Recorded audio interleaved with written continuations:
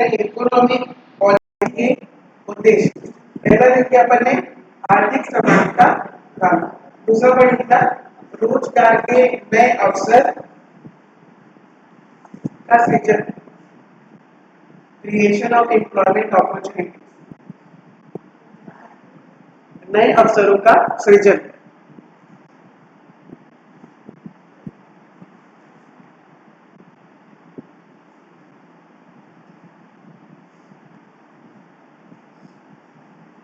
रोजगार के नए अवसरों का सृजन मतलब इससे क्या होगा, जो पॉलिसी बनाई जाएगी सरकार के द्वारा उसमें नए नए कारखाने खुले जाएंगे, नए नए कारखाने के लिए लाइसेंस दिया जाएगा जिससे रोजगार बढ़ेगा।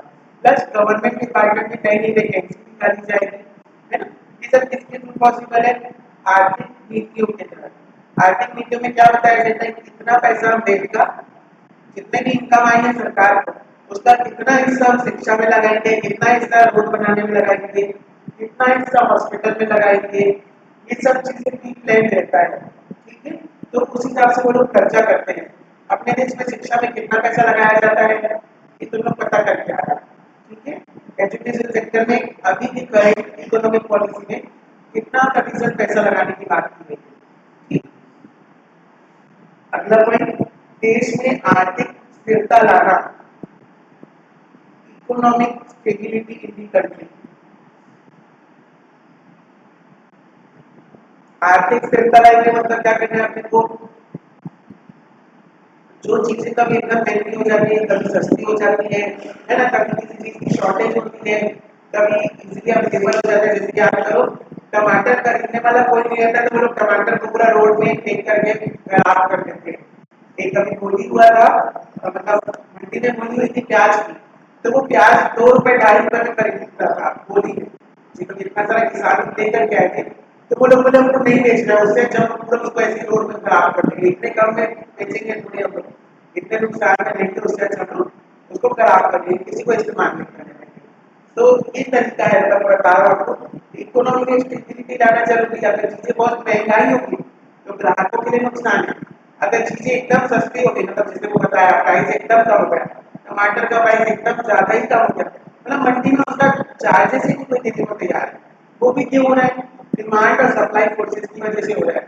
डिमांड है नहीं पर सप्लाई बहुत ज्यादा है, तो खरीदने वाला कोई है नहीं। टमाटर चाहिए 1 किलो, बेचने वाले के पास 10 किलो है या 10 जन आ गए बेचने के लिए, तो कोई कितना ही खरीदेगा। ठीक है, तो उसी चीज नियंत्रण इसके लिए बड़े बड़े क्या होते हैं, कोल्ड स्टोरेज होते हैं।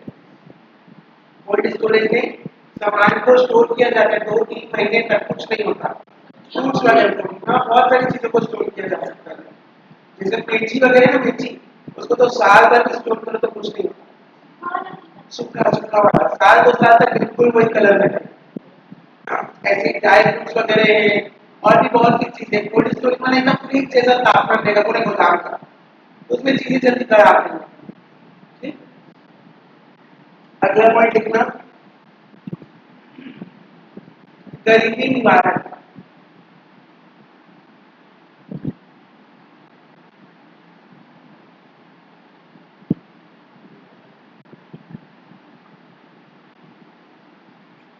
इरेडिकेट पॉवर्टी,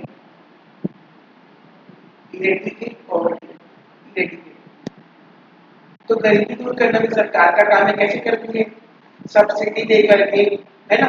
बहुत सी चीजें सरकार क्या करती है, जैसे चावल फ्री में मिला, मतलब कम रेट में मिनिमम रेट में मिला, तो ऐसी कुछ कुछ चीजों को जिसको वो आसान और सस्ता कर सकते हैं ना, वो उसको सस्ता करती है, सिलेंडर में सब्सिडी देती है।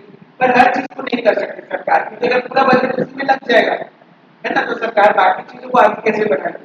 एग्जाम्पल अभी क्या क्या वो महतारी योजना, 1,000 रुपए अकाउंट में आता है लेडीज लोगों के, तो वो अपने जो उनके बेसिक खर्चे वो उसको निकाल सकते हैं। ठीक है, तो ये सब सरकार के द्वारा कराया जा रहा है। क्यों कराया जा रहा है? ताकि लोगों में बराबर मतलब लेवल है, इक्विटी का लेवल है। जो अमीर है उनके पास भी फैसिलिटी है, तो गरीब लोगों के पास भी थोड़ी बहुत तो बेसिक फैसिलिटी, मतलब रोटी कपड़ा मकान तो उनके पास होना चाहिए। इंदिरा आवास योजना मकान के लिए, राशन दुकान, ठीक है, तो ये सब चीजें उनको प्रोवाइड की जा रही है। प्लस जैसे गर्ल्स स्कूल में अगर पढ़ते हैं या और ऐसे जो सरकारी स्कूलों में पढ़ते हैं तो गर्ल्स को साइकिल दी जाती है, है ना। और बहुत सारी फैसिलिटीज है, बच्चों को स्कॉलरशिप दी जाती है पढ़ने के लिए आगे। ये सब सरकार की नीति है जिससे बहुत लोगों का मतलब मदद हुआ है। इसी की वजह से गांव से भी बहुत ठीक है, अंदर गांव वाले बच्चे भी आज पढ़ने आ पाए। साइकिल नहीं होती, साइकिल नहीं होती तो घर वाले क्या बोलते हैं, नहीं जा रहे इतने दूर स्कूल, रोज हम छोड़ने नहीं जा सकते, जो पढ़ना है घर में पढ़ो, है ना। 10 दिन की जगह एक दिन स्कूल भेजते बच्चे, तो इससे क्या होता है, बच्चों की पढ़ाई में इंटरेस्ट नहीं लगता। तो ये सब सरकार का काम है कि आने वाली जनरेशन को भी तैयार करे, है ना। और जो ओल्ड जनरेशन है, जो फैमिली में है, उनकी भी जो जरूरत है उसको जितनी हद तक हो सके उसको पूरा करें। अगला पॉइंट, मुद्रास्फीति पर नियंत्रण, कंट्रोल इन्फ्लेशन। हाँ, मुद्रास्फीति पर नियंत्रण, ब्रैकेट में लिख लेना महंगाई। तो महंगाई पर भी नियंत्रण करना क्या है, जरूरी है। क्यों जरूरी है, चीजें महंगी हुई थी तो अच्छी बात है ना, महंगी हुई थी अगर तो देश का जीडीपी बढ़ेगा। चीजें जब जब महंगी होती तो क्या होता है, देश का जीडीपी बढ़ेगा ना, ज्यादा पैसे कमाएंगे लोग और फिर देश का जीडीपी बढ़ेगा। ग्रॉस डोमेस्टिक प्रोडक्ट, ये कब होता है, जब हमारे देश में जितना भी बाइंग और सेलिंग किया गया है उसका टोटल किया जाता है। पूरे देश भर में जितना भी खरीदी बिक्री हुआ उसका टोटल किया जाता है, उसको जीडीपी कहते हैं अपन। ठीक है, तो जब जब क्या होता है, मनी की सप्लाई बढ़ाई जाती है तो लोगों के पास ज्यादा पैसा आता है, वो लोग ज्यादा खर्चा करते हैं। और ज्यादा खर्चा करने की वजह से क्या होता है, चीज एक है, खरीदने वाले चार है, सबके पास पैसा है, तो इसलिए महंगाई बढ़ जाती है। ठीक है, पर उससे जीडीपी बढ़ता भी है क्योंकि खरीदी बिक्री ज्यादा होने लग जाती है मार्केट में, तो वो तो देश के लिए अच्छी चीज है। हाँ, वैसे ही महंगाई भी हमारे देश के लिए अच्छी चीज है, बट एक लिमिट में रहे थे। लिमिट बता दिया गई है, जब मान लो 5%, हर साल 5% से क्या होना चाहिए, महंगाई बढ़ना चाहिए। पर क्या होगा अगर उससे ज्यादा बढ़ने लग जाए तो 10%, 15%, जैसे जो चीज 100 रुपए में मिलती तो अगले साल 10% के हिसाब से तो 10 में मिलने लग जाए, तो वो नुकसानदायक है। क्योंकि अचानक से महंगाई बढ़ेगी पर उतनी इनकम तो नहीं बढ़ने वाली लोगों की, तो धीरे धीरे जो लोग अमीर है, मतलब जो मिडिल क्लास है, वो और गरीब होते जाएंगे क्योंकि क्रय करने की जो क्षमता है ना, वो कम होती जाएगी। सैलरी बढ़ी 5% से, महंगाई बढ़ी 10% से, तो उनकी जो जरूरतें वो पूरी नहीं हो पाएगी उतने पैसे में। ठीक है, तो इसलिए बोला जाता है महंगाई बढ़ना अच्छा है, पर जरूरत से ज्यादा बढ़ना नुकसान है। महंगाई का टॉपिक आएगा ना तब उसको और हम डिटेल में पढ़ेंगे कि कितने कितने टाइप की महंगाई होती है। उसमें से एक आध प्रकार की जो महंगाई होती है वो नॉर्मली होती है, हर देश में होती है और होनी चाहिए। और जीडीपी की बात करें तो हर देश का जीडीपी ना अलग अलग होता है, पर जितना ज्यादा जीडीपी होगा उतना ज्यादा देश तरक्की कर रहे हैं ऐसा माना जाएगा। हमारे देश की जो नेशनल इनकम है उससे ये रिलेटेड है। ठीक है, तो हर देश चाहता है कि उनके देश का जीडीपी बढ़े, लोग ज्यादा खरीदी और बिक्री करें, ताकि पैसे का ना सर्कुलेशन पूरी इकोनॉमी में मनी का सर्कुलेशन चलता रहे। नहीं तो क्या होगा, सब लोग पैसा पूरा लाखों करोड़ रुपए अपने पास ही जमा करके रख देंगे, क्या बोले महंगाई है कुछ खरीदना नहीं, पैसे बचाते चलो, जैसे कोरोना के टाइम में हुआ, लोग खर्चा नहीं करते क्योंकि उनको भविष्य की अनिश्चितता कि क्या हो जाएगा, पैसा लग जाएगा, मत खर्चा करो। ठीक, उसी समय देश का जीडीपी क्या हो गया, माइनस में चला गया, है ना, जीडीपी एकदम कम हो गया, डिक्रीज हो गया। तो वैसी सिचुएशन देखने को मिलती है। और उस समय क्या होती है, देश में एकदम आर्थिक मंदी का दौर आ जाता है क्योंकि कोई खरीदना ही नहीं चाहता। भाई आप ही पैसा नहीं खर्चा करोगे तो दुकान से कौन खरीदे, दुकान से पैसा नहीं आएगा तो वो अपना घर कैसे चलाएगा। तो यहाँ पे ऐसी प्रॉब्लम देखने को मिलती है। ठीक, तो देश में इसको क्या करती है, गवर्नमेंट कंट्रोल करती है। कैसे करती है, जब इन्फ्लेशन बढ़ते जा रहा है तो मनी की सप्लाई को कम कर देती है। मनी की सप्लाई मतलब जो बैंक से लोन दिया जा रहा है उसके इंटरेस्ट रेट को हटा देगी। आज 10% में लोन मिले, कल 15% में लोन मिले, अब लेना है तो लोन लो, ऐसा करते हैं। तो लोन तो जरूरत है वही लोग लेंगे, नहीं तो नहीं लेंगे लोग। ठीक है, तो मनी की सप्लाई ज्यादा नहीं होता तो लोग ज्यादा खर्चा भी नहीं करेंगे और महंगाई भी नहीं बढ़ेगी। ऐसा महंगाई का मतलब ये नहीं ना कि 10 दिन 15 दिन के लिए किसी चीज का प्राइस बढ़ गया बस फिर वापस कम हो गया, वो महंगाई में नहीं आएगा। महंगाई का मतलब एक बार चीजों का प्राइस बढ़ना और वो लंबे समय तक उतना ही रहना। ठीक, अब जैसे कि टमाटर अगर की बात करें, कभी 50 रुपए किलो हो गया, कभी 80 रुपए किलो हो गया, फिर 15 दिन में वापस कम हो गया, उसको महंगाई नहीं मानी जाती। ठीक है। महंगाई मतलब अब जैसे एग्जाम्पल के लिए मान लो पेट्रोल 80 रुपए में मिलता था कभी जमाने में, अब 100 रुपए हो गया। अब 100 से कम होने वाला है नहीं होने वाला, ऐसा तो नहीं 15 दिन 100 होगा फिर वापस 80 आ जाएगा। तो वो कहलाएगा महंगाई, जिसका आम आदमी के मतलब जेब में यानी कि पैसे में प्रभाव पड़ता है, इनकम में प्रभाव पड़ता है। ठीक है, वो चीज कहलाएगी अपनी महंगाई। अब टमाटर को तो एक तो अपने कम लेकर के चला लो नहीं काम, और पेट्रोल को कम लेकर के चला सकते हो क्या? नहीं चला सकते, वो तो आवश्यक है। ठीक। और महंगाई का मतलब ये नहीं कि जनरल प्राइस लेवल में चेंज आना, सामान्य सभी वस्तुओं की कीमत में वृद्धि, बेकार वस्तु की कीमत में वृद्धि को महंगाई की बोलते हैं।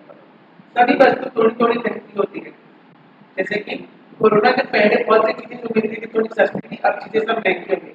25 रुपए वाली जो कॉफी 35 रुपए की हो गई है, सब चीजों का प्राइस बढ़ गया। बैग का हो चाहे लैपटॉप का चाहे मोबाइल फोन का हो, सब चीजों का प्राइस बढ़ गया, तो उसको बोलेंगे हमारा महंगाई। अगला पॉइंट देखना, देश के संसाधनों का आवंटन, allocation of national resources.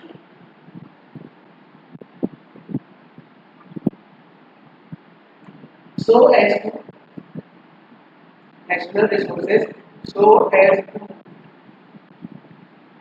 maximize production। जो पॉइंट लिखे ना उसे आगे लिखना, ताकि अधिक से अधिक उत्पादन संभव हो, ताकि अधिक से अधिक उत्पादन संभव हो। देश में जितने संसाधन हैं उसको क्या करना है, सही तरीके से वितरण करना है, ताकि हमारा जो प्रोडक्शन है वो अधिक से अधिक हो सके। मतलब मान लो कोई जगह में प्रोडक्शन करना चाहते हैं पर वहाँ रॉ मटेरियल नहीं मिल रहा है, और जहाँ रॉ मटेरियल है उनको प्रोडक्शन करने नहीं आता, चीजें बनाना नहीं आता है, तो वो गैप को दूर करना है सरकार को।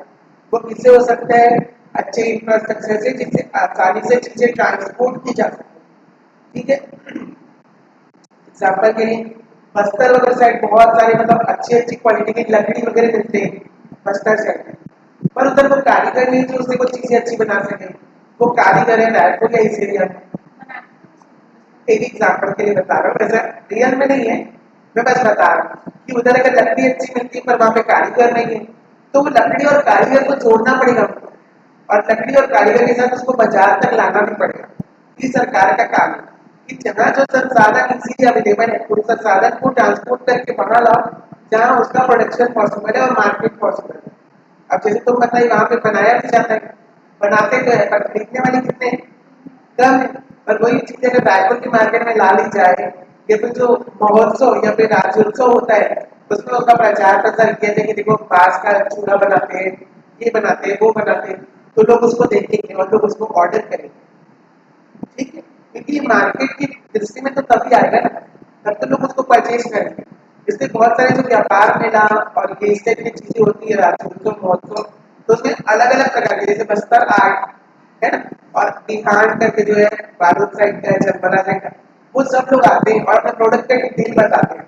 बस्तर साइड के सीताफल का शेक बना करके मतलब मेले वगैरह में लेके आते हैं टेस्ट कराने के लिए। तो ऐसी बहुत सी चीजें, ठीक है, जो एक्सचेंज होती है तब होती है जब एक बड़ा मार्केट लगता है या फिर महोत्सव राज्योत्सव लगता है तब हमको पता चलता है कि हमारी छत्तीसगढ़ की ये भी स्पेशलिटी हमको तो पता नहीं था। ठीक है, तो ये किया जाता है सरकार के द्वारा कि जितने संसाधन है हमारे यहाँ पे, चाहे देश में चाहे राज्य में, उसको वहां तक पहुंचाना जहाँ उसकी उपयोगिता ज्यादा है, जहाँ पे प्रोडक्शन बढ़ सकता है। टेक्नोलॉजी कहाँ पे होगी, रायपुर में प्रोडक्शन की, पैकेजिंग की, डिस्ट्रीब्यूशन, पर रिसोर्सेज कहाँ है, इंटीरियर एरिया में होगा, एकदम गाँव गाँव में होगा, तो वहां तो उसको शहर तक तो लाना पड़ेगा, है ना। या देश का कोई कोना है जहाँ पे लोग नहीं रहते, बिल्कुल ज्यादा रहते नहीं है, पॉपुलेशन कम है, राज्य में पॉपुलेशन ज्यादा है, तो जहाँ पॉपुलेशन कम है वहां पे कारखाना खोलो और बना करके उसको जहाँ पॉपुलेशन ज्यादा है वहां बेचने के लिए लाओ। अगर आप किसी गांव में फैक्ट्री खोलोगे ना कारखाना, तो आपको सब्सिडी मिलेगा, बिजली बिल भी कम आएगा। इसलिए लोग गांव में और शहर के थोड़े बाहर में इंडस्ट्रियल एरिया में क्या करते हैं, कारखाना खोलते हैं, फैक्ट्री खोलते हैं, क्योंकि उधर प्राइसेस कम लगते हैं, और शहर में जाओगे तो वहाँ का बिजली बिल भी ज्यादा है ना? तो उससे बचने के लिए किया जाता है। और ये सरकार की नीति है कि उससे फायदा क्या होता है, गांव में जो लोगों ने फैक्ट्री खोली है, ठीक है, तो गांव के लोगों को ही रोजगार देंगे, तो गांव का भी विकास होगा उससे। इसके लिए वैसा किया गया कि गांव में अगर आप खोलोगे तो आपको सब्सिडी देंगे 20%, 30% लोन में, ठीक है। तो उससे क्या होगा, गांव में फैक्ट्री भी पहुंचेगी, गांव को रोजगार भी मिलेगा और धीरे धीरे गांव का विकास भी होगा, ठीक है। अगला पॉइंट लिखना, राष्ट्रीय आय में वृद्धि। राष्ट्रीय आय में वृद्धि, increase in national income. National income मतलब क्या होता है, अभी चीज पढ़े थे पैरामीटर उनका, तो वो था जीडीपी, ठीक है। जीडीपी जैसे और भी नेशनल इनकम के पैरामीटर्स होते हैं, मतलब देश ने कितनी इनकम कमाई एक पर्टिकुलर ईयर में, हम लोग कैलकुलेट उसको करते हैं, ठीक है। तो हम देश की इनकम को बढ़ाना चाहिए कि घटाना चाहिए, बढ़ाना चाहिए। पर कब बढ़ेगी, जब देश में अलग अलग इंडस्ट्रीज है, वो सभी इंडस्ट्रीज प्रॉफिटेबल होगी, सभी वो लोग मुनाफे में होंगे। तो जब सब लोग मुनाफे में होंगे ना, सबकी आय अच्छी होगी, तो देश की आय भी अच्छी हो जाएगी। और सबकी आय अच्छी कब होगी, इनकम सबकी अच्छी कब होगी, जब वो लोग बाइंग सेलिंग करेंगे, जब उन लोगों के पास पैसा आएगा, ठीक। मैं फर्नीचर की दुकान खोल रहा हूँ, मेरे पास कोई खरीदने के लिए नहीं आ रहा है, ठीक है। तो मेरे को इनकम नहीं आ रही, तो मेरे देश की इनकम कैसे बढ़ जाएगी। देश की इनकम तब बढ़ेगी जब लोग अपने पास जो पैसा स्टोर करके रखे हैं, बचत बना करके रखे हैं, वो बचत को कम करें, वो बचत का क्रय विक्रय करें, बाइंग सेलिंग करें, तब मार्केट में मनी आएगा। जब मार्केट में मनी आएगा तो वो लोगों तक पहुंचेगा, लोगों की सारी जरूरतें सेटिस्फाई हो पाए, ठीक है। इसके पीछे ना पूरा साइकिल, कैसे साइकिल। अब यहाँ पे है प्रोड्यूसर। प्रोड्यूसर मतलब हिंदी में बताओ, उत्पादक, ठीक है। यहाँ पे है कंज्यूमर यानी उपभोक्ता। अब उपभोक्ता या फिर समाज, समाज से क्या क्या चीजें को मिलती है, प्रोड्यूसर को कर्मचारी मिलता है, और क्या क्या मिलता है, सोसाइटी से मतलब है जो कंज्यूमर मतलब, और क्या क्या मिलता है, समाज से उत्पादक को कर्मचारी मिले, और क्या मिला, किराए में जमीन मिली, ठीक है, रेंट मिल गया, रेंट दिया अपने बदले में, जमीन मिल गई करने के, और क्या चाहिए, पूंजी,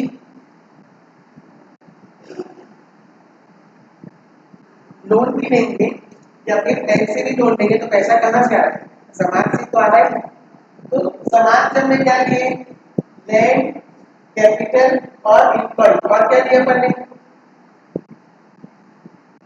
और कुछ लिए मतलब है। समाज से क्या लेकर के हम बिजनेस चालू करते हैं, इम्प्लॉइज है, हाँ, बैंक है, जमीन है, कैपिटल है, बिजनेस चल जाएगा। और एक चीज क्या चाहिए, रॉ मटेरियल चाहिए।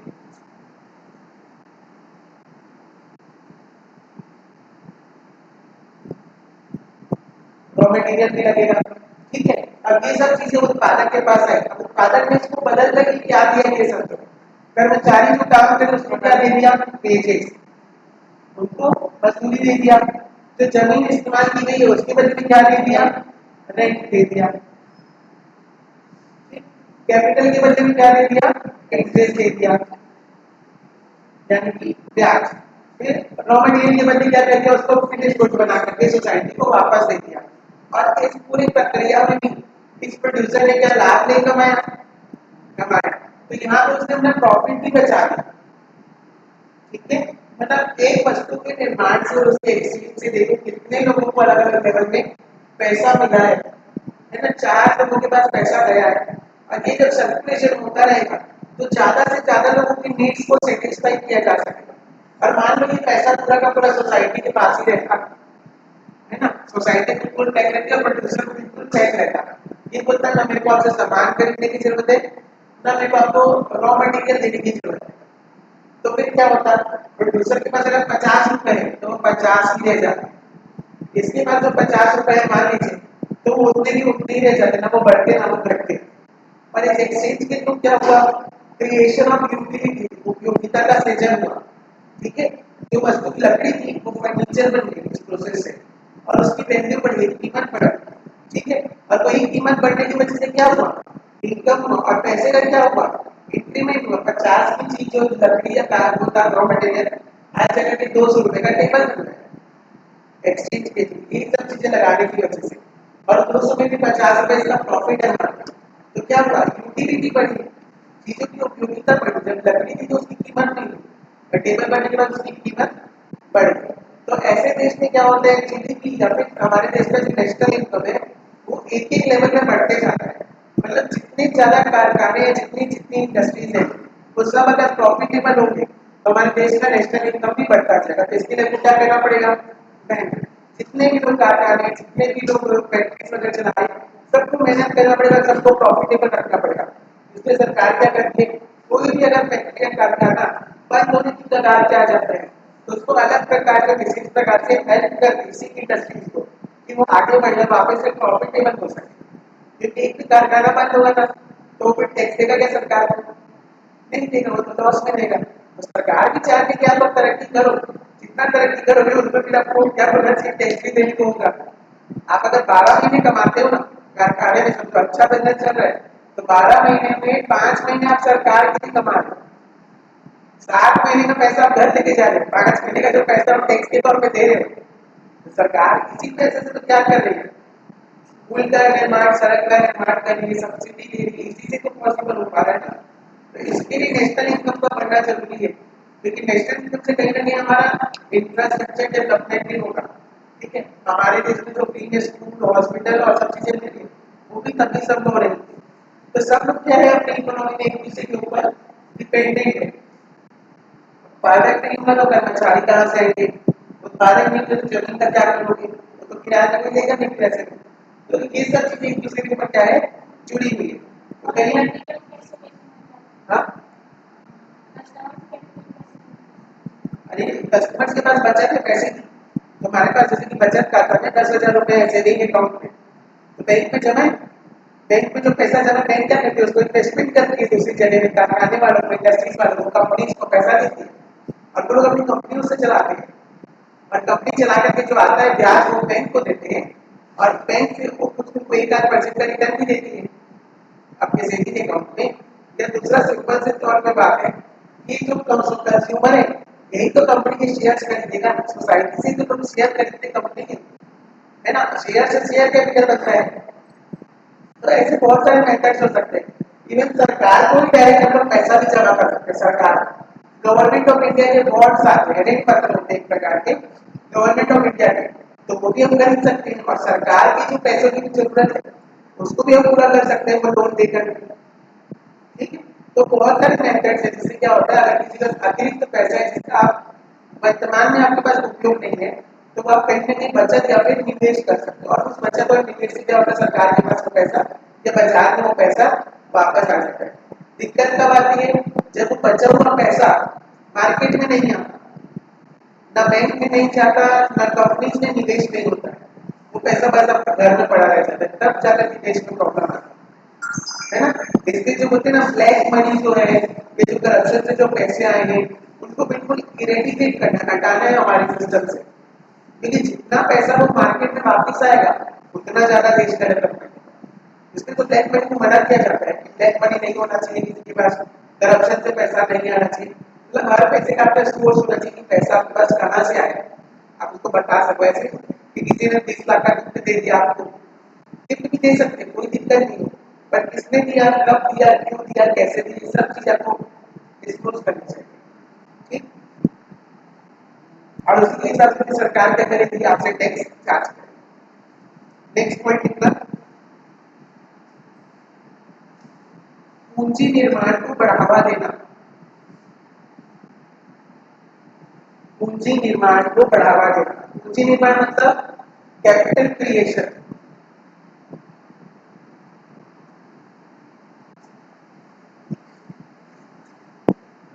कैपिटल कब बढ़ेगा देश में पूंजी कब बढ़ेगी जैसे चाइना में बहुत ज्यादा पूंजी माना जाएगा बड़ी बड़ी फैक्ट्री बड़ी बड़ी इंडस्ट्री सब कुछ है पूरा टेक्नोलॉजी में एडवांस है बस ठीक है तो कैसे अपन ये बोल सकते हैं क्या है वहां पे क्योंकि वहां के लोगों ने बिजनेस ज्यादा किया पैसा ज्यादा कमाया पूरे देश ने और वो पैसे को भी इन्वेस्टमेंट करते गए उसी देश में इन्वेस्टमेंट करते गए तो उससे उनका कैपिटल क्रिएशन हो गया मतलब कि कैपिटल मार्केट बनना, पूंजी बाजार का बनना। लेकिन जिसको भी अगर बिजनेस करना है, व्यवसाय करना है, और पूंजी की आवश्यकता है, तो उनको देश में आसानी से पूंजी मिल जाए कम ब्याज दर पर। ठीक है, नेक्स्ट पॉइंट,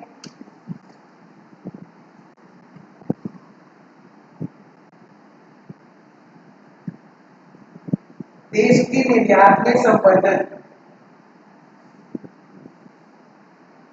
देश के निर्यात में संवर्धन, निर्यात मतलब इंग्लिश में बोलो भाई, एक्सपोर्ट। हाँ, और आयात मतलब इनपुट। तो आपको इनपुट को बढ़ावा देना चाहिए कि नहीं देना चाहिए? हाँ, निर्यात को बढ़ावा देना चाहिए कि आयात को बढ़ावा देना चाहिए? और आयात को क्यों नहीं देना चाहिए? आयात से हमको क्या नुकसान है? हाँ, अगर हम दूसरे देश से सामान खरीद के लाएंगे तो हमारे देश का पैसा भी तो बाहर जाएगा, पॉकेट में तो देगा नहीं, है ना? और धीरे धीरे हमारा पैसा अगर दूसरों के पास जमा होते जाएगा तो हम नुकसान में चले जाएंगे ना। अब जैसे तुम लोग गेम खेलोगे, बिजनेस भी खेलोगे, और सारे कार्ड क्या होंगे सामने वाले के पास जाते जाएंगे, तो आप तो हार जाओगे ना एक समय के बाद। इंग्लिश में इंक्रीज इनपुट।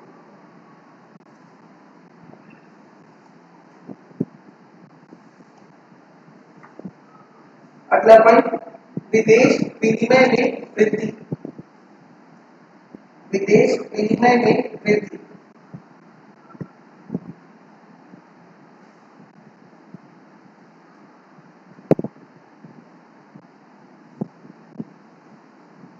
अब इसकी बात देखना, आर्थिक नीति के अंदर दो इंपॉर्टेंट चीज आती है, एक है मुद्रा नीति।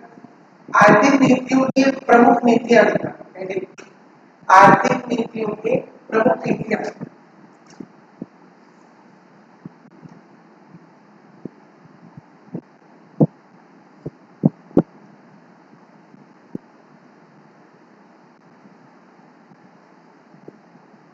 प्रमुख नीतियों में क्या क्या हो जाएगा? सबसे पहला मौद्रिक नीति।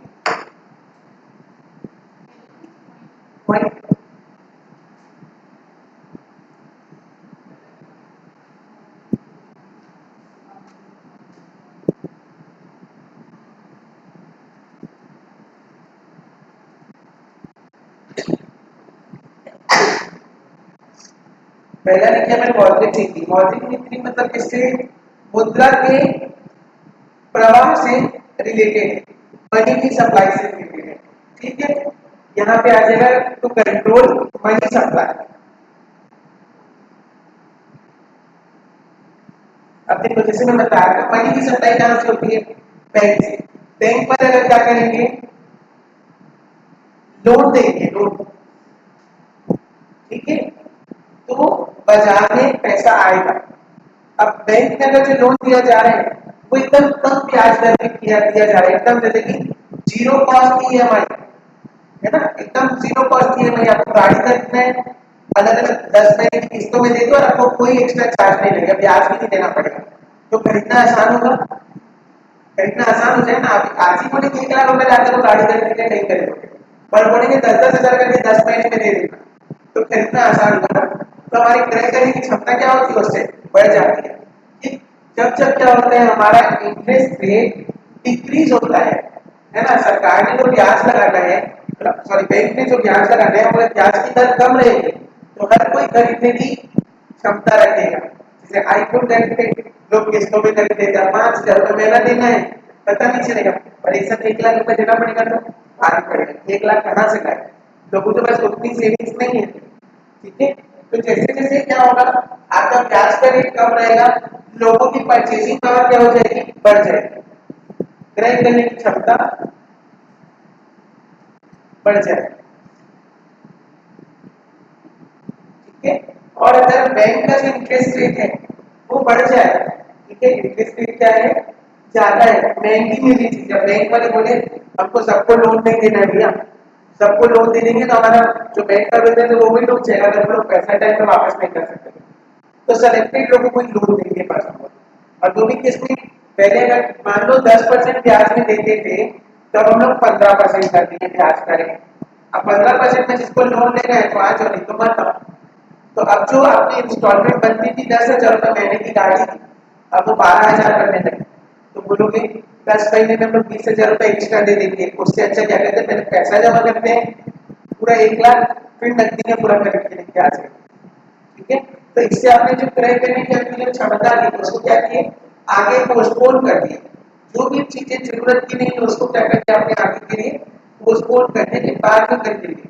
तो तब तक ये 10 महीने तक क्या होगा, बाजार में आप खरीदी करने नहीं जाओ तो गाड़ी की, तो 10 महीने तक में क्या होगा, बाजार में पैसा भी नहीं जाएगा, सर्कुलेशन ऑफ मनी भी नहीं होगा, तो उससे नई गाड़ी का निर्माण भी नहीं होगा, डिमांड कम हो जाएगी ना। तो जब गाड़ी नहीं निर्माण होगा तो फिर नेशनल इनकम कैसे बढ़ेगी। ठीक है, तो यहाँ पे क्या होता है, जब इंटरेस्ट रेट बढ़ा दिया जाता है तो लोगों की परचेजिंग पावर जो क्या हो जाती है, कम हो जाती है। समझ आया। और जैसे कि मैंने बताया, जब लोगों की परचेजिंग पावर ज्यादा होती है ना, हमें इंटरेस्ट रेट सरकार ने बोलते हैं कि बैंक में इंटरेस्ट कम लेना है, लोगों की क्रय करने की क्षमता बढ़ गई है, अच्छी बात है। पर जब जब ये होगा तो फिर क्या हो जाएगा, इन्फ्लेशन भी बढ़ जाएगा। अब इन्फ्लेशन अगर बढ़ गया, महंगाई बढ़ गई, तो फिर लोग अलग से हड़ताल करेंगे, सरकार को कोसने लगेगी कितनी महंगाई बढ़ गई आपके आने के बाद में, है ना।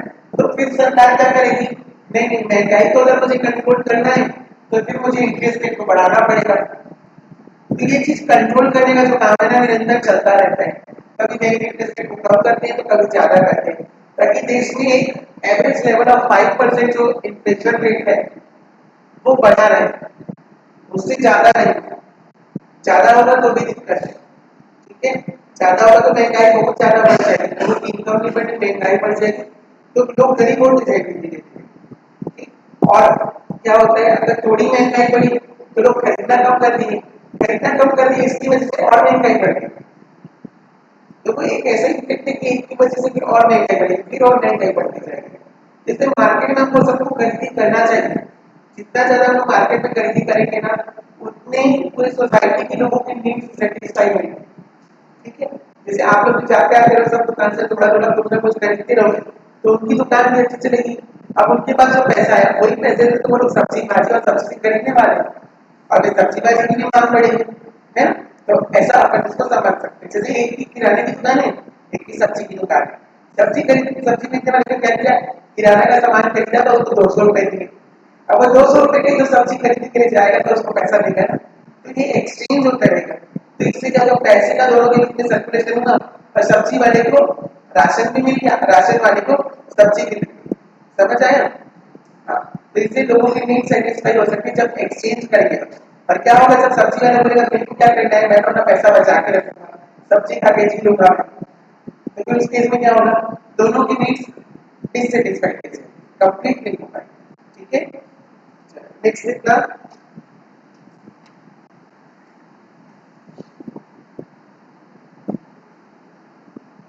आंतरिक बचत में अभिवृद्धि। आंतरिक बचत में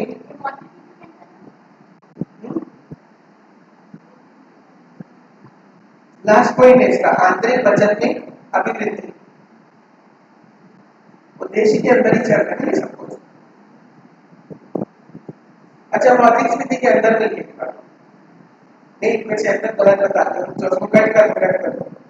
पहले इसका डेफिनेशन लिख लो, उसके बाद इसका उद्देश्य है, पर डेफिनेशन लिखने के बाद लिखना। प्रोफेसर हेनरी जेनसन के अनुसार,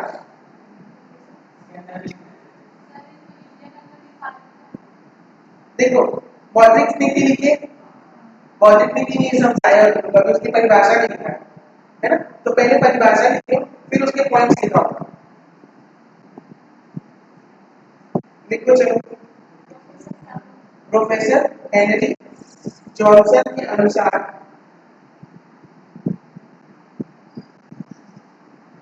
मौद्रिक नीति एक ऐसी नीति है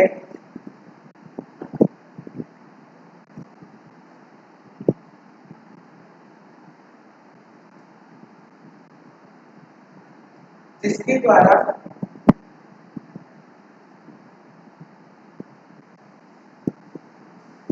केंद्रीय बैंक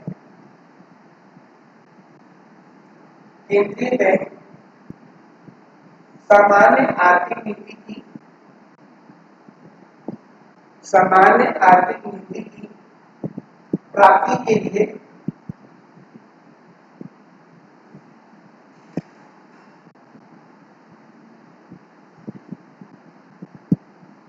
मुद्रा की पूर्ति को नियंत्रण में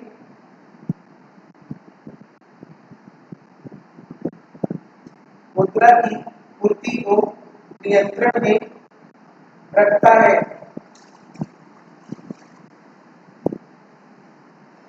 अच्छा, ये नियंत्रण कौन करता है? सेंट्रल बैंक करता है। सेंट्रल बैंक के अंडर में जितने भी बैंक आ रहे, पब्लिक बैंक हो चाहे प्राइवेट बैंक हो, मतलब एसबीआई हो चाहे एचडीएफसी बैंक हो, सबके लिए नियम बना दिया जाएगा। सबको ये नियम का पालन करना ही पड़ेगा। सेंट्रल बैंक में जो बोले वो सबको मानना पड़ता है। ठीक है, तो ये मुद्रा नीति के अंदर आ जाएगा। अब इसके उद्देश्य लिखना, मुद्रा नीति के उद्देश्य।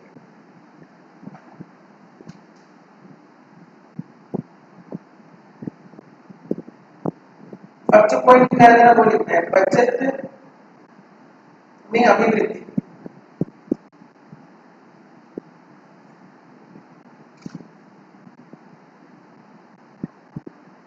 बचत में अभिवृद्धि। दूसरा पॉइंट,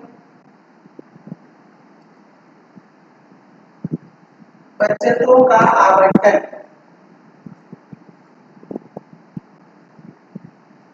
बचतों का आवंटन। थर्ड पॉइंट, कीमत स्थिरता को बढ़ावा। कीमत स्थिरता को बढ़ावा मतलब प्राइस स्टेबिलिटी को क्या करना है, आपने को प्रमोट करना है। भाई चीजों का प्राइस फिक्स कर दो, वही रहना चाहिए, प्राइस ज्यादा कम ज्यादा नहीं होना चाहिए। ठीक है, तो उसके लिए क्या करते हैं हम, अपर लिमिट और लोअर लिमिट लगा देते हैं कि आपको जितना महंगा बेचना है बेचो, पर आप वो की उपयोगिता की वस्तु, जरूरत की वस्तु है, तो उसका 200 रुपए प्रति इकाई से ज्यादा नहीं बेच सकते, और कम से कम 50 रुपए, उससे सस्ता नहीं कर सकते क्योंकि मार्केट को ना बिगाड़ने के लिए लोग और सस्ते में देने को तैयार हो जाते हैं। तो 50 से कम में नहीं बेच सकते और 200 से ज्यादा में नहीं बेच सकते। तो एक लिमिट सेट कर दी जाती है। जैसे सीबीएसई स्कूल के लिए, सीबीएसई जो स्कूल है उनकी फीस निर्धारित कर दी गई है कि वो उससे ज्यादा फीस चार्ज नहीं कर सकते। तो सामान्य तौर पर जितने भी सीबीएसई स्कूल है आपको उतने ही चार्जेस देखने को मिलेगा। सीजी बोर्ड वाली स्कूल है, प्राइवेट स्कूल, वो कितना फीस लेगी वो भी पूरा कंट्रोल करा हुआ सरकार के द्वारा कि इससे ज्यादा वो फीस चार्ज नहीं कर सकते। सर्विस वाइज अलग अलग होता है, कुछ स्कूल में थोड़ा कम थोड़ा ज्यादा हो सकता है, पर लगभग आसपास होगा। ठीक,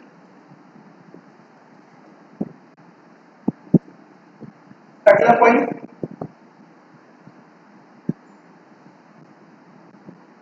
उत्पादन कार्यों में, उत्पादन कार्यों में आवश्यक साधन जुटाने में, आवश्यक साधन जुटाने में सहायक है।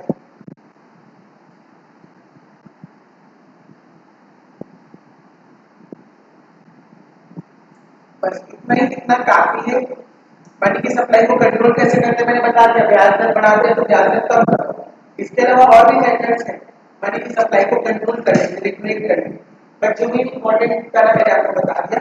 अब हेडिंग लिखना है राजकोषीय नीति, फिस्कल पॉलिसी। ये भी मैंने कल आपको पढ़ा रहा था तो दोनों के बारे में थोड़ा थोड़ा शेयर करके बताया।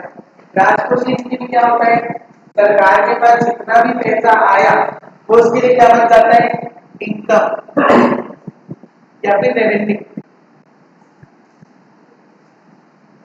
ठीक है, जितना पैसा आ रहा है और जितना पैसा खर्च हो गया वो क्या बन जाता है उनके लिए, एक्सपेंडिचर। एक्सपेंडिचर यानी खर्चा। सरकार के पास में जितना पैसा आया वो उनके लिए रेवेन्यू है। आएगा कहां से, सबसे मुख्य सोर्स क्या है, टैक्स। टैक्स से उनको पैसा आया सरकार के पास, तो वो बन गया उनके लिए आय। खर्चा भी, खर्चा का किसमें खर्चा करेंगे, मानो सब्सिडी देंगे, एक एग्जाम्पल है ना। सब्सिडी मतलब छूट देना है प्रकार से। ठीक है, और एम्प्लॉयज की सैलरी। और क्या है, जैसे कि डिफेंस का, आर्मी का जो भी खर्चा आता है वो भी इसमें से खर्चा, और भी बहुत सी चीजें। ठीक है, और इंफ्रास्ट्रक्चर डेवलपमेंट ये भी बहुत जरूरी है।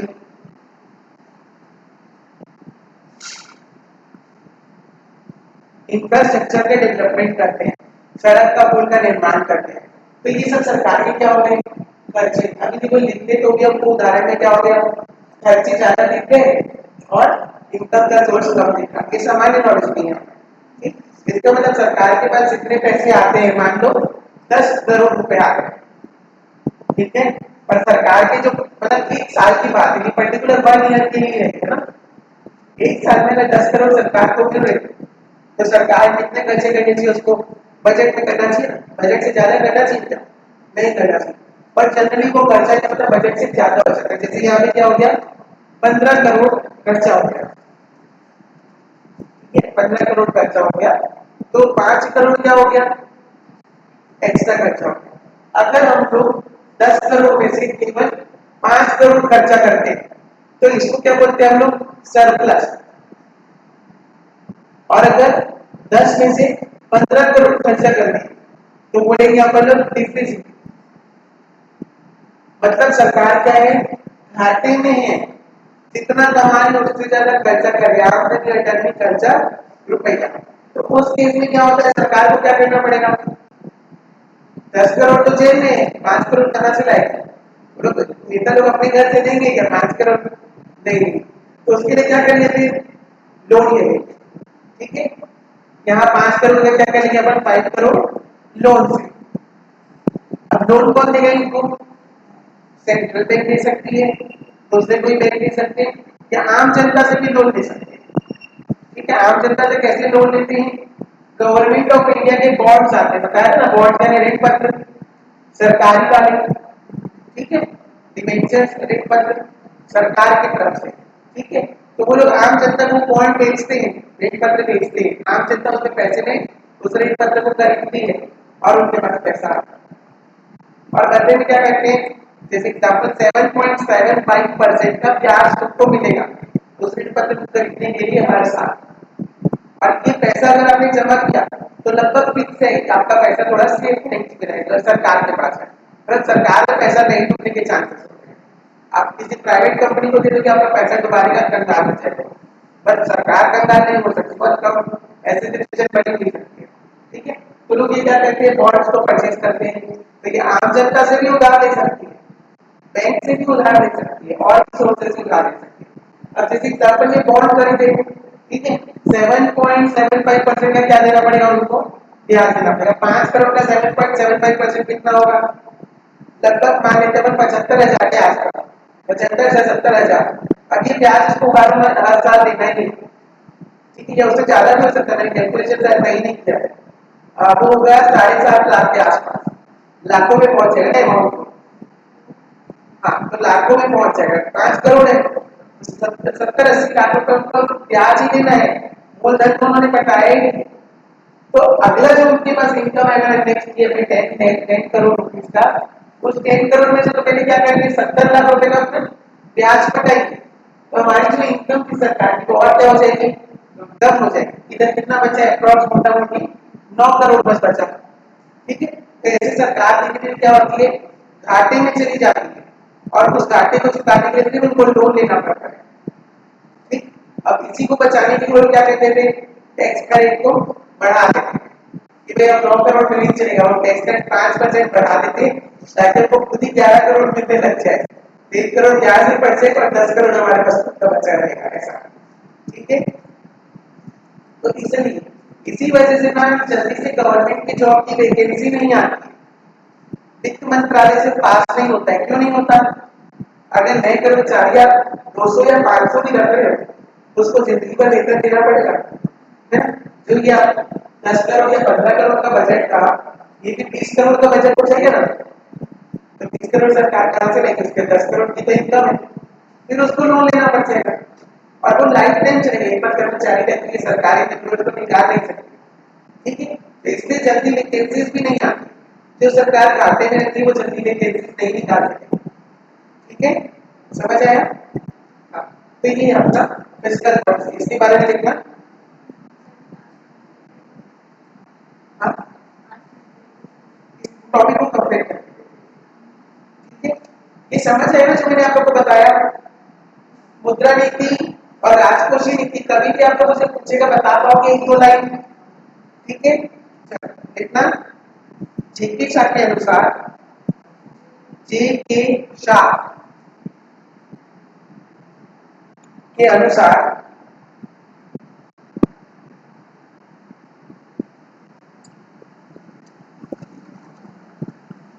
हम राजकोषीय नीति को परिभाषित करने की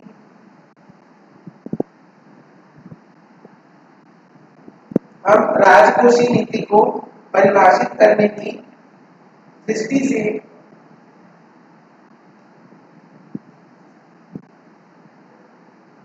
उसकी कीमत परिवर्तनों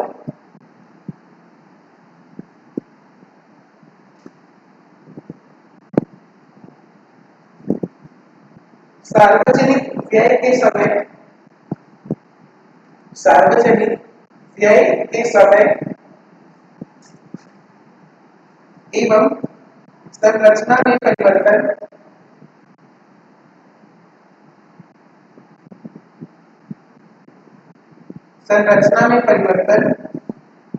कर भुगतान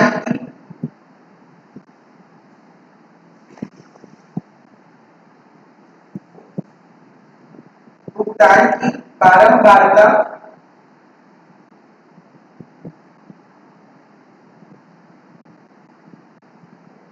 एवं संरचना में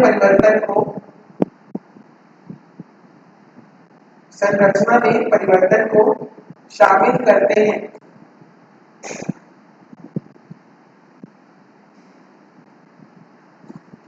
अब लिखना राजकोषीय नीति के उद्देश्य।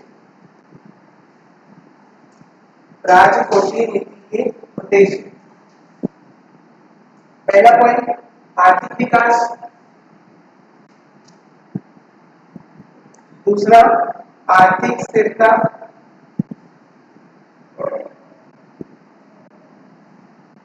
तीसरा रोजगार सृजन,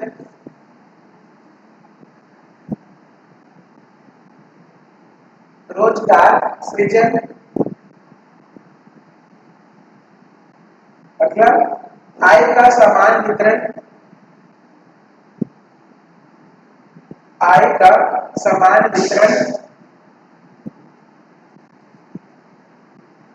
लास्ट पॉइंट संसाधनों का उचित